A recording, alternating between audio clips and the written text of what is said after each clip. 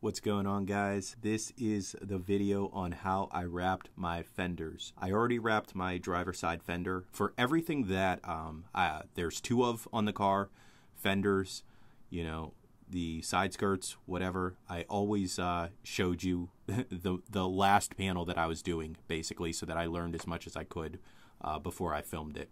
So as you can see, I was just doing a quick wipe of the car final. I already washed it and everything, but I wanted to hit it real quick with some 70% isopropyl alcohol and a quick wipe, because obviously there's always dust in the air and dirt in the air. You always want to wipe it right before you lay your vinyl. So after I do that, then I'm going to tape off some areas. The tape, you'll see me use it in other videos as well. That is so that I can actually tuck the vinyl. You basically will have to do it anywhere there's going to be a tight panel gap. Otherwise, the wrap will only stick on the panel that's next to it instead of falling into place. So that's what I'm doing there. Now, you could also see behind me on the side of the car, there is a sheet of vinyl. I already had that cut. That is already measured to fit my fender. And I have it tacked in place on the roof with a couple of those magnets that I'm always raving about. So it's just kind of hanging out there until I need it. But I want to go all around this fender first and tape it off. Tape off the hoods, tape off the door jamb where the fender, the rear of the fender meets up with the door, and tape up the bumper clip, because I'm going to have to wrap inside that fender and tuck it in between that clip. Later, whenever I attach my bumper, it's going to obviously have a seam there, so that won't be an issue. But the bumper clip is tight enough where I definitely wanted to make sure that I taped that so I wouldn't have any issues with fitting the wrap inside there. So now that I'm ready for my sheet, I just pull it over to where I need it, use a couple magnets to tack it into place, and I'm checking for my fitment. I already, measured it, made sure it's big enough. I say this in other videos, but make sure that you cut more than enough wrap. So there's no issue with cutting off a couple extra inches that you don't need to use. It's much better to waste a couple inches rather than screw up, an entire piece and waste several feet, and then you come up short and then you have to order more wrap. So that was kind of my mindset on this whole thing. And you could tell that I'm just doing very general rough cuts. You don't want to try and trim it too tight when you're just fitting it at first, and then you're going to come up short because you cut off too much. So I'm just kind of trimming off the least amount possible and making sure that I'm going to have plenty. Obviously, cutting out the wheel section and the lower part of the front fender, because I don't need that. But I'm trying to keep as much wrap as possible, but at the same time, you do have to trim it, because if you don't, it's going to get in the way, it's going to buckle weird, it's going to fold weird, and it's not going to work for you. So there are times when you have to get rid of excess backing and excess wrap in order to get it to behave in the way that you want it to behave. So next, I just started it in one corner and then worked at the back of the fender, since that's the widest point. And then you'll be able to see, once I get that peeled off, I just pull the rest of the sheet off of my car, and then I work from the back to the front and lay it where it needs to be. So this is just a general, peeling. Basically, I just peel it off and lay it in place. Doesn't have to be perfect. I'm just trying to get the backing off of the wrap.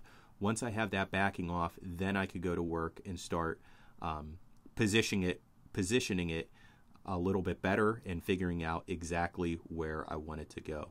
So you could tell right there, I'm kind of pulling a little bit. I'm not putting a big stretch on it. It doesn't need a lot of stretch, but you definitely need to pull it tight so that you get all the wrinkles out. There is a slight stretch, but I'm not heating it up, and I'm not doing anything too crazy with it. So I'll say this multiple times throughout this video series, but I've learned that whenever possible, try to lay the wrap into deep recesses rather than stretch it in there. And what I mean is, you could tell that my fenders on this STi have a fairly wide flare to them, sharp angles as well. So I have a deep recess. They are actually considered from the factory to be like wide body fenders. You know, it's kind of a marketing thing. It's not aftermarket wide body, but they are fairly wide for the car.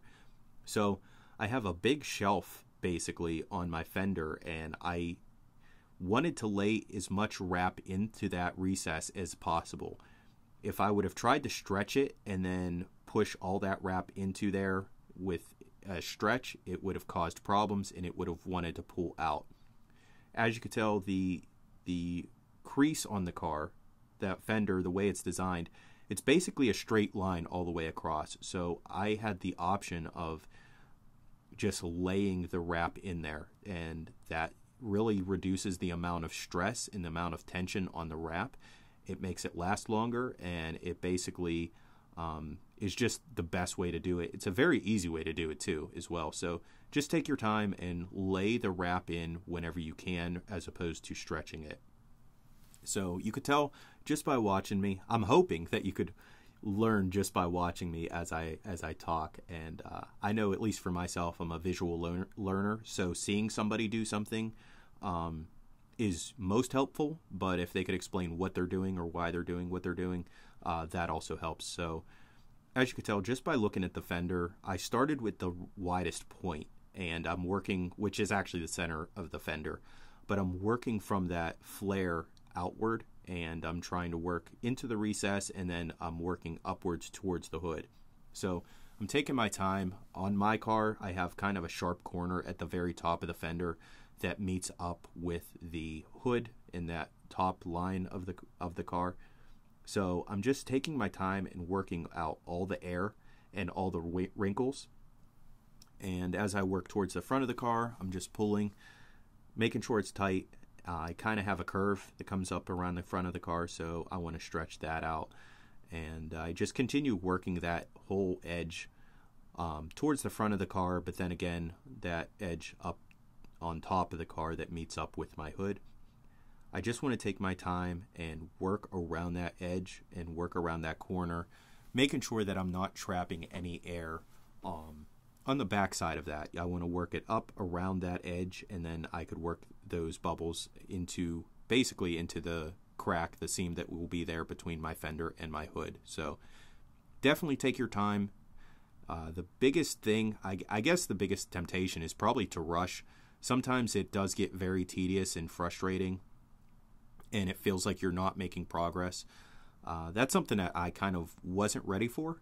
I knew how to wrap a car just by watching other videos. Say it in pretty much every video. CK Wraps, check him out. He has great tutorials, great instructional videos. But for me, I'm a pretty patient guy. It was still tedious, but it was just kind of weird because a lot of times you feel like you're not making progress, and you're going back and forth and back and forth and over and over and over, and it feels like you're not getting anything done.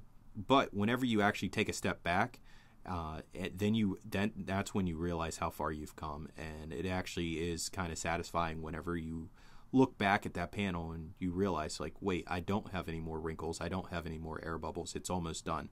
So that's kind of just what kept me going, sometimes just taking a step back and looking at it and realizing that I am making progress. So as I'm working on the rear side of this fender towards the passenger door, basically I'm doing the same thing that I did at the top of the fender. I'm just taking my time, squeegeeing all the air bubbles out and working it towards the back of the fender.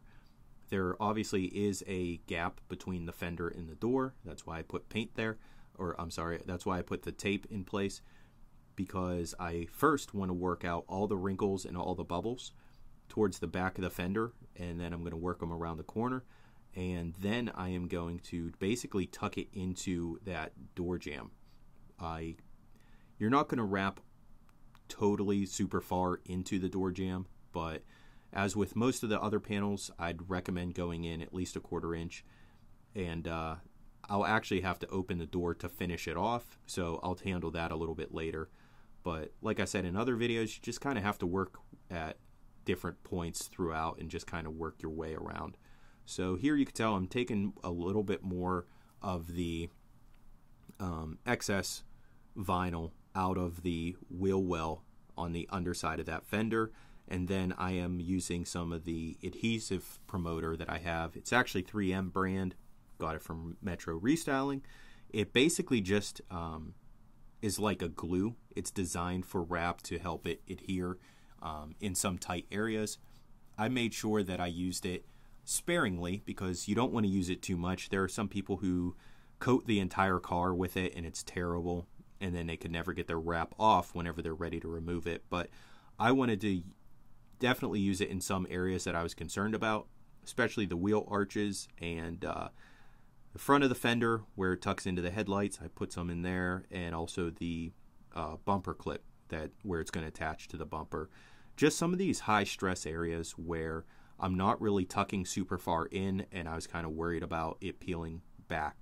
Again, this is the first car I've ever wrapped, so I don't know if I absolutely needed that. I wasn't sure if I did. I wasn't sure what would happen if I didn't use it, but I was just kind of in the mood to use it.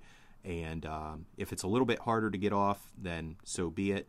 But I'd rather deal with that than it fail prematurely because I didn't use it. So again, with my car, my paint is kind of screwed up, so it really wasn't something that I'm worried about. Now, you can see that I'm slicing top to bottom the seam there between the fender and the door. I am definitely leaving enough of the wrap in order to wrap inside of the door jamb slightly. Whenever I wrap my doors, I'll wrap those around also into the door jamb on that side. Yeah, just think about that whenever you're cutting. First of all, don't cut on your car. If you're cutting into a gap, you can definitely cut into a gap. You're not going to be against the car. There's no danger in that. But I'm making sure that I leave enough of that wrap that I could tuck it inside to that door jamb and that I'm going to have full coverage. If you don't, if you cut right against the edge, then what's going to happen is whenever you're looking at the car from an angle, you're going to see the color of the car behind the wrap because you left no area to tuck inside the door jamb or whatever panel gap there is. So fortunately for me, my car is a dark blue, World Rally blue, and I'm wrapping it in a lighter blue.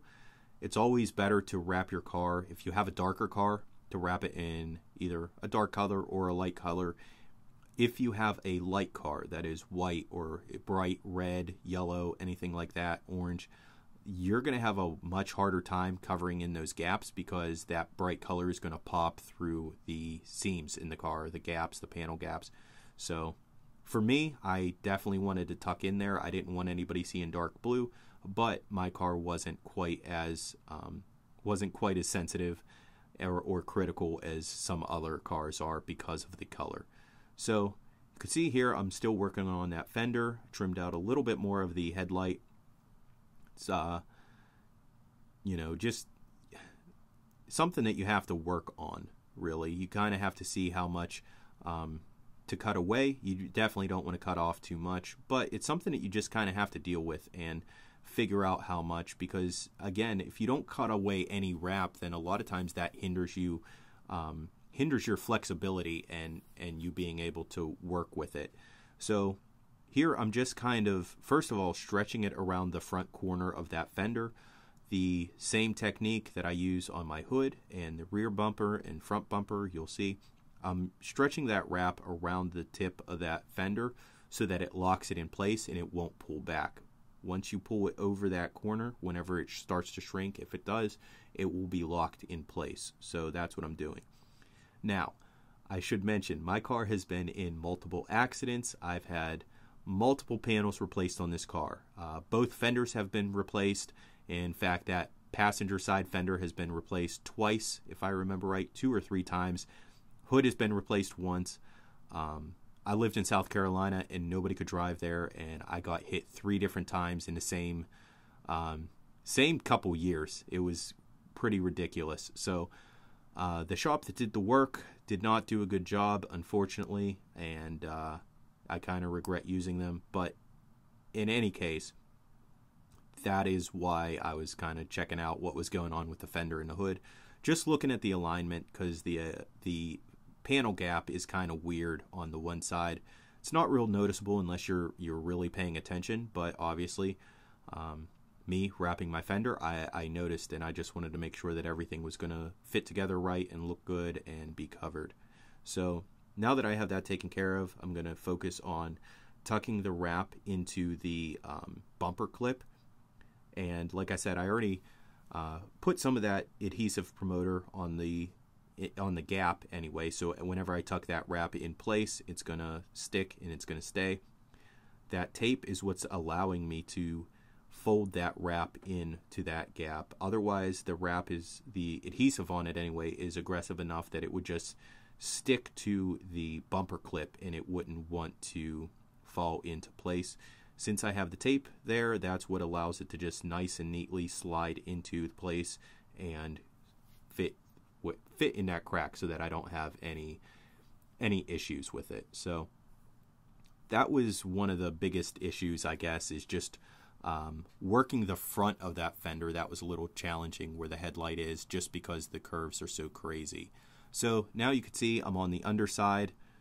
Apologize for the camera angle. There really wasn't a better way to film this, and I just have the camera in my lap. But I definitely wanted to show the underside of this fender so you could see how it is. It folds under the car roughly about a ½ inch, and if you could see what I'm doing with my thumb, I'm actually pressing on the outside of the fender, and then I'm slowly rolling my thumb around the edge of that fender, around the corner, and pressing it into the bottom.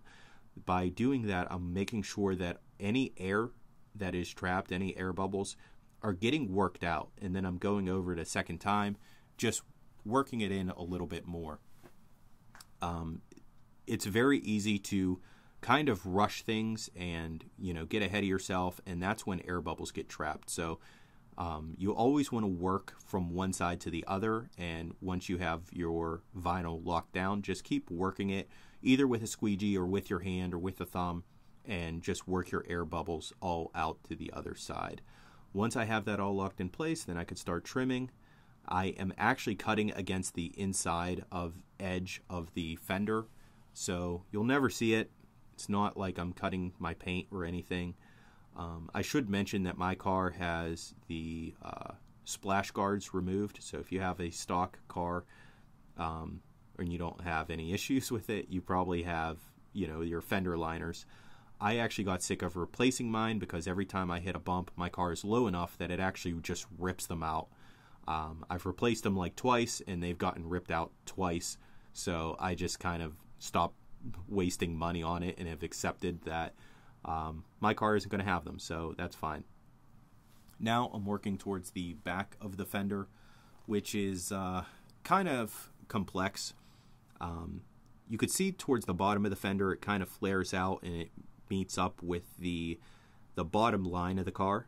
I'm not super worried about that. I definitely want to make sure that's all covered, but my side skirts are actually going to cup over that and cover that, so it's really not that big of a concern. Again, I'm cutting the inside of the Wheelwell inside of the fender, just making sure that I have a clean edge and that it covers that roughly ½ inch, ¼ inch of fender that's on the inside of the Wheelwell. I want to have nice clean edges. And you can see I'm cutting in the gap. There's actually a space there that I'm cutting, so that's where the fender meets up with the rest of the car, the body of the car. So even though it looks like I'm cutting on the car, I'm really not. I'm cutting into a gap, and then I'm just using my squeegee to kind of work that wrap inside. And as I mentioned, again, my I don't even have to cover that part, honestly, but I chose to because, I don't know, I like things being uniform. But yeah, my side skirts are going to cover that up completely. So that also was kind of a challenge. Now we are back on top of the car. The back side of the fender, as you could tell, where it meets the hood and also the door, kind of has a weird jog in it, a weird leg. It kind of kicks out because it's meeting up with the curve of the hood. And towards the back, I actually have to tuck it in because it's going to go underneath the A-pillar. The A-pillar actually just kind of comes over the fender. There is a gap there, but I didn't want to cut out too much vinyl. I have to trim it for sure, but I kind of wanted to tuck it down in there because I need to cover that gap. Otherwise, you're going to see the dark World Rally Blue inside that gap. So that's something that I kind of had to tackle and figure out how I wanted to deal with. So as I'm working with this corner, just taking my time with it, kind of seeing what the wrap wants to do and what I need it to do, which I know isn't super descriptive, but it's really kind of hard to explain exactly what I'm doing because it's just trial and error and it's just seeing what works. But the best thing to do is just kind of take your time and work with the wrap and see how it reacts and think about what you want it to do. For me, I know I had to stretch it a little bit to get it into the places where I needed to.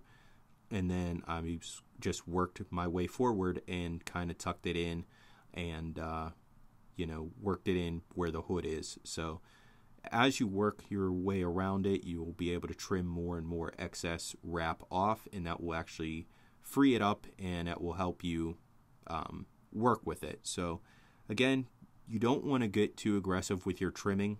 Trim a little bit at a time as you work with it. It's better to cut a little bit at a time rather than cut too much and then you screw up the whole panel. So just take your time with it. And again, as I mentioned, I try not to stretch the wrap if I don't have to. And that also means that I have a little bit extra wrap to work with in the couple cases where I did need to stretch it. And this corner is a good example. As I worked it, I had to stretch it a little bit more to cover everything that I needed to cover. But because I initially laid the wrap down instead of trying to stretch it from the beginning, I had a little bit extra play in the wrap that I could work with. Just keep in mind that I am using Avery Dennison wrap. It's very forgiving. This is intense gloss blue, and it was amazing. You really don't have stretch marks with it. I didn't notice any. Some other colors, especially if you're using like a metallic or a pearlescent, they are far less forgiving and will not let you do some of the things that I'm doing, or they will show stretch marks in them and it will look weird. So again, if you're a beginner, I definitely recommend sticking with a simple color that is forgiving like this, where it's just it will help you cover some of the inexperience that you might have, rather than trying to go with a metallic or a chrome or something crazy. So as you can tell, I'm just trying to work in behind that fender and trying to get the wrap to stick where I want it to stick. It's kind of an awkward corner to work with, but I think that's actually one of the more challenging places on the car to work with. Aside from my rear wing or front bumper, some of these really technical areas were just kind of tricky, and it was just difficult to get it in there because it's such a tight corner. I can't get my fingers in there, and trying to get a tool that would work in that area as well was kind of difficult. So don't forget that you have, depending on what panel you're working on, I should say, you have some options. So obviously here with the fender, there were times where I needed the hood up and I needed that out of my way so that I'd have access to the inside edge. Other times I needed the hood to be down so that I could do what I needed to do. Same with the doors. I don't think I showed it in this video, but there were times where I had to open the door so that I had some access behind the fender. And obviously doors are like that. The trunk is like that. So, just think outside the box. Realize that, if you're working on a fender, you can pop the hood. Try popping the hood. Does that make it easier to work with or worse? Because there were other times where I thought it was going to make it easier and it ended up making it more difficult, or, something else was in my way. So sometimes you just have to work things back and forth and just get done what you need to get done. So that's about it for this video. I hope you learned how to wrap a fender. I hope I did a decent job of explaining and showing what I was doing.